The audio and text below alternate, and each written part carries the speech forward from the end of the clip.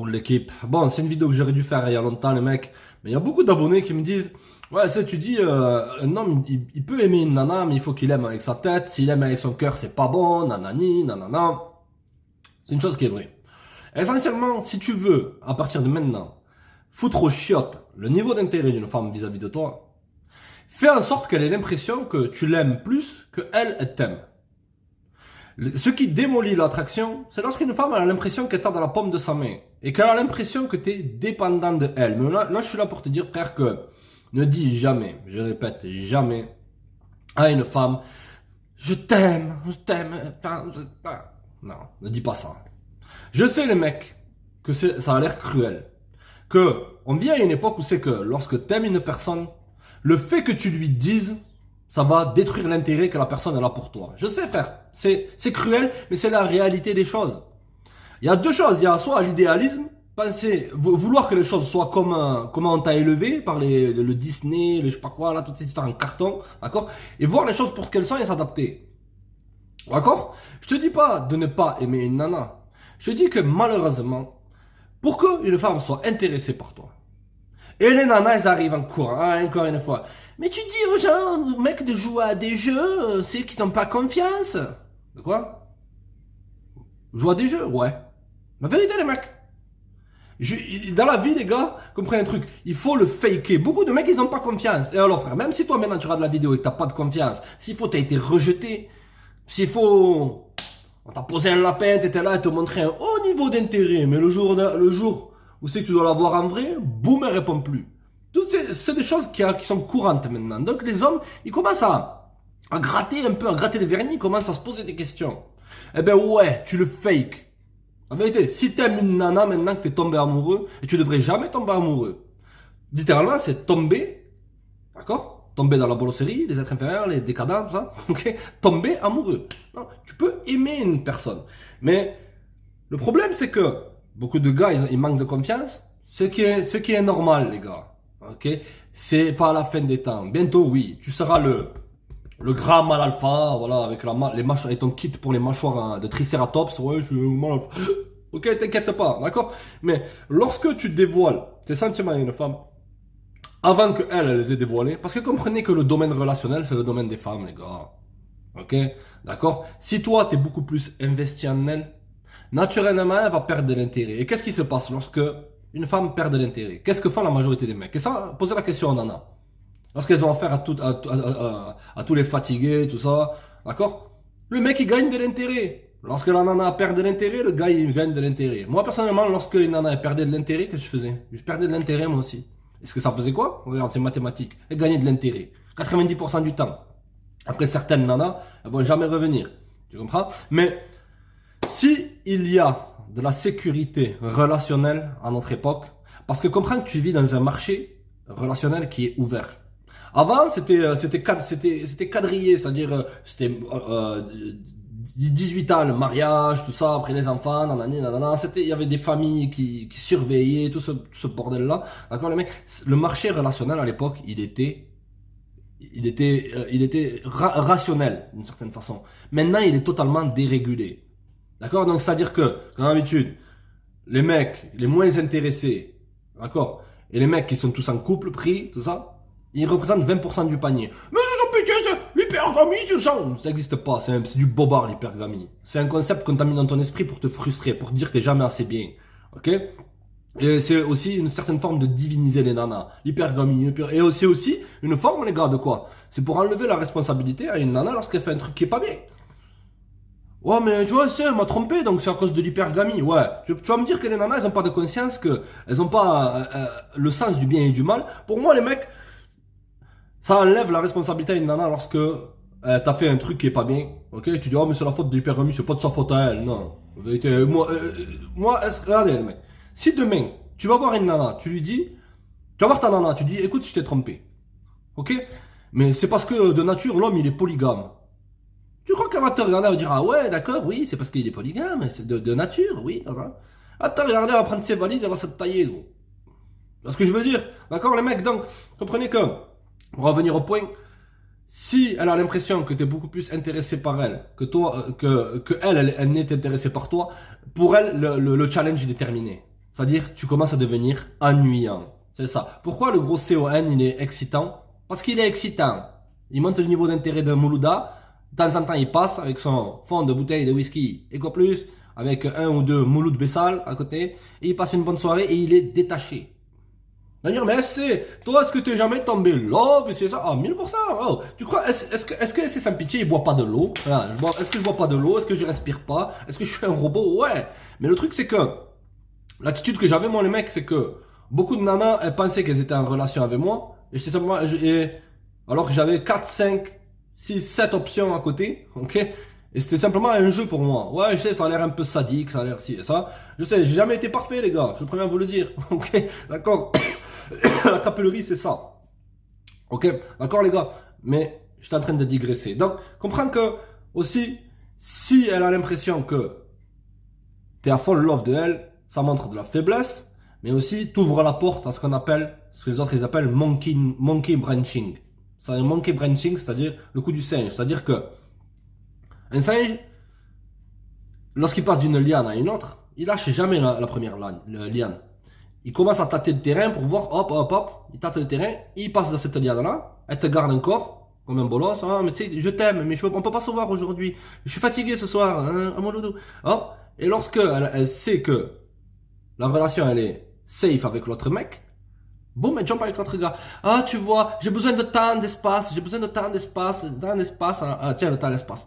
Ok, d'accord, c'est aussi simple que ça. Donc, lorsque la chasse pour une nana est terminée, pour un mec, lorsque c'est terminé, qu'elle lui court après, automatiquement, elle perd de l'intérêt, elle commence à faire des tests pour voir si t'es fort émotionnellement, si tu lui résistes, toutes ces histoires-là, d'accord? C'est 98% du temps, c'est comme ça, les mecs. Ok?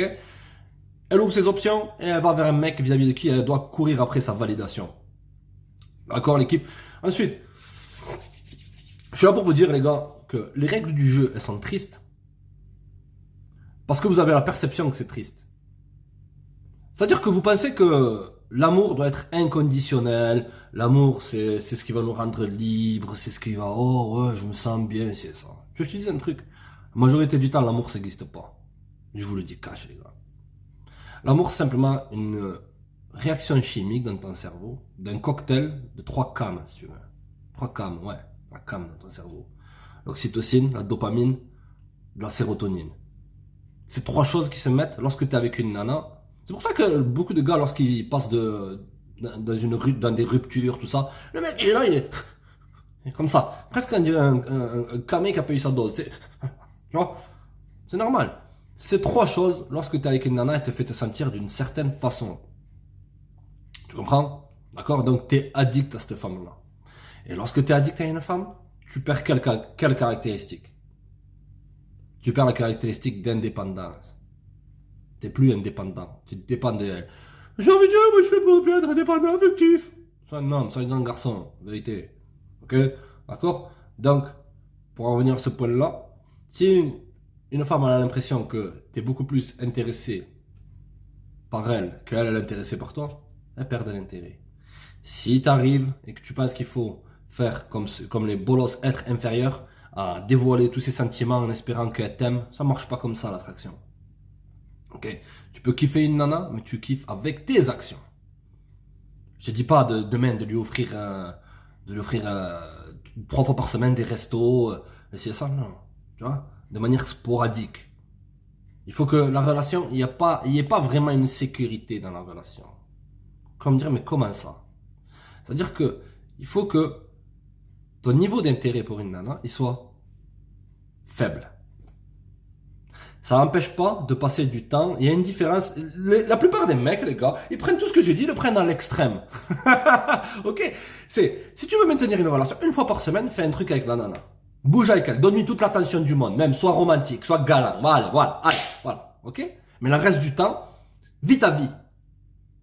Ok, d'accord, c'est comme ça que l'attraction elle se passe. Parce que dans une relation longue en carton, comprends un truc mon ami, c'est que si au bout d'un certain temps la nana elle a l'impression que tu n'as rien à faire de elle, certes ça va remonter son niveau d'intérêt, mais à la fin elle va se lasser. Surtout si elle est dans une relation exclusive avec toi. Si c'est Moulouda que tu as de temps en temps, si elle sait que tu n'en as rien à faire, elle va continuellement ad vitam aeternam courir après ta validation. Surtout si elle n'a pas cette estime d'elle-même, qu'elle n'a pas eu de père, qu'elle n'a pas eu ci, qu'elle n'a pas eu vraiment de bonne figure paternelle. Là, elle va jumper avec n'importe qui, juste le mec qui arrive un peu à retourner ses émotions de temps en temps, avec sa vieille B, tout ce que tu veux. D'accord, mon ami? Ok? Donc, on comprend qu'il faut qu'il y ait quand même un déséquilibre et que le pouvoir il soit entre tes mains. Le problème, c'est que les gars, ils ont donné trop l'emphase de pouvoir sur les relations. Je m'explique. C'est-à-dire que beaucoup d'hommes, ils ne s'accomplissent pas tous les jours. Ok? Donc ils pensent que c'est une femme qui va les rendre heureux. Ils pensent que c'est ces histoires de couple, de relations. C'est comme les mecs, regarde, lorsqu'on était fauchés à l'époque, on voyait l'argent comme un truc difficile à avoir, que lorsque j'en aurai, ma vie elle changera. Alors que lorsque tu te mets au travail et que lorsque tu commences à accumuler du capital, tu te rends compte que l'argent en fait c'est rien. T'avais même pas besoin de ça. Tu vas t'idéaliser ça. Mais c'est pareil avec les nanas. La plupart des gars, vu qu'ils sont désespérés, ils idéalisent les femmes et automatiquement ils les mettent sur un piédestal et ils veulent, oh je veux me marier, je veux être un couple, c'est ça. Tu fais ce que tu veux de ta vie, ok? Je veux me marier, Et lorsqu'ils sont mariés, ils se disent, mais en fait c'est pas ça qu'il me fallait. Et en plus, ils commencent à tomber désespérés par rapport à la nana parce qu'ils n'ont pas de self-control émotionnel. Ils sont encore dans les schémas de Walt Disney dans leur esprit. Et bim, elle perd de l'intérêt. Et lui, son intérêt, il augmente et il commence à être désespéré, il commence à taper. Comment récupérer mon ex? Envoie-lui une lettre. N'envoie jamais de lettres à une nana. C'est à elle de t'envoyer des lettres. C'est à elle de t'envoyer des poèmes d'amour. Vérité, l'équipe. Ok? C'est à elle d'être romantique et à toi d'être rationnel. Tout en mettant de l'eau dans ton vin, mon ami. Ok? Sache faire la part des choses. Mais c'est habitué, il faut que je les j'ignore. Oui, tu vas tirer des nanas si tu les ignores. 1000%. Surtout si tu es attractif. Ok, mais est-ce que c'est donné à tout le monde d'être extrêmement attractif, d'être 1 milliard sur 10, en vérité? Est-ce que c'est donné à tout le monde? Non. Je déconne, l'équipe. Mais voilà. Donc, ne compliquez pas trop le game, l'équipe. Comprenez que, si vous dites à une nana, ah, mais je t'aime, j'ai des sentiments pour toi, et c'est ça. En premier, elle va perdre de l'intérêt. Donc ça. La femme, elle va avoir l'impression qu'elle t'a gagné. Voilà. Ok? Et je fais un petit rebond aussi. Vous m'avez posé une question sur l'amitié homme-femme.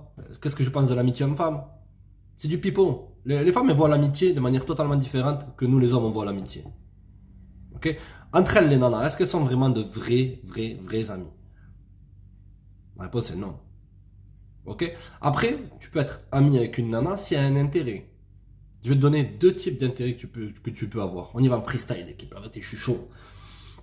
De 1, si c'est question business. Question business, si tu fais du business avec une nana, les nanas, elles sont très fortes à vendre. Ok, elles vont vendre à leurs copines. Les femmes, elles aiment bien consommer. Parce que lorsqu'elles consomment, elles reçoivent un peu d'attention et ça donne un shoot de dopamine. Tu comprends? Donc, tu peux faire des affaires avec une nana. Tu veux pas parler à une nana tout le temps en ayant l'optique de simplement vouloir tamponner ou de ne pas lui parler. Tu peux être cool avec une nana. Si tu as zéro attraction pour elle, le problème, c'est que les mecs, ils se mettent automatiquement dans la friendzone en l'espoir d'avoir des faveurs. Ça, c'était un abonné sur Instagram, il me disait, ouais, tu sais, j'ai été mis dans la friendzone, tout ça, je sais pas comment faire et tout. Pas sans te retourner, mon ami. Ok, d'accord? Ou de 2, si t'as zéro attraction pour elle,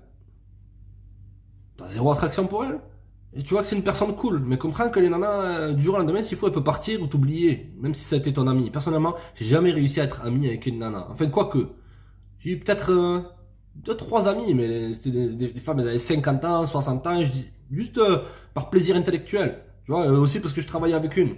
Tu vois, mais comprends qu'elles sont extrêmement, en termes d'amitié, c'est pas comme nous. Nous, les hommes, on a le sens de la fraternité, tout ça. Elles ont pas ça, gros. Donc elles roulent pour leur poire. Capisce, amigo? Ok? Allez, les gars.